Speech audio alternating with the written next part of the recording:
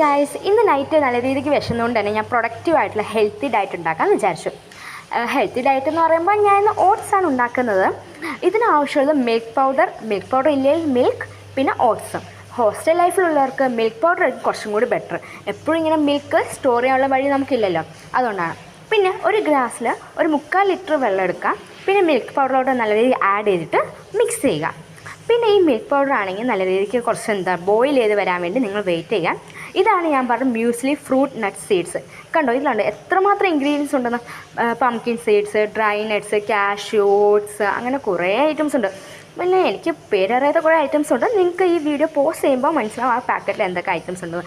ശരിക്കും ഇത് നല്ല രീതിക്ക് ഹെൽത്തി ആട്ടോ, കഴിക്കുമ്പോൾ തന്നെ നല്ല ടേസ്റ്റ് ഉണ്ട്. പിന്നെ നിങ്ങൾ കണ്ടോ ഈ കെറ്റിലിൻ്റെ മുകളിൽ ഇത് ബോയിൽ ചെയ്ത് വന്നിരിക്കുന്ന വേപ്പേഴ്സ്, അത് കാണാൻ നല്ല മഴത്തുള്ളികൾ പോലെയില്ലേ. പിന്നെ ഇതുണ്ട് മിൽക്കിൽ നല്ല രീതിക്ക് ഇങ്ങനെ ബോയിൽ ചെയ്ത് വരുമ്പോൾ തന്നെ പൊങ്ങി വരും കേട്ടോ. ഞാൻ പൊങ്ങി വരുമ്പോഴത്തേനും അതിൻ്റെ വീഡിയോ എടുക്കാൻ പറ്റിയില്ല. അത് കഴിഞ്ഞിട്ടുള്ള വീഡിയോ ആണ്. പിന്നെ ഞാൻ ആഡ് ചെയ്ത് 4 ടീസ്പൂൺ ഓട്സ് ആട്ടോ.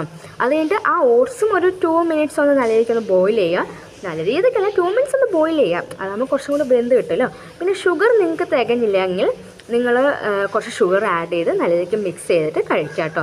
നല്ല ഹെൽത്തിയാണ്. നൈറ്റ് കഴിക്കാനായിട്ടാണെങ്കിലും മോർണിംഗ് കഴിക്കാനായിട്ടായാലും പിന്നെ വിശപ്പ് വരുമ്പോഴൊക്കെ നല്ല രീതിക്ക് യൂസ് ചെയ്ത് കഴിക്കാം. നല്ല ടേസ്റ്റാണ്. Thank you.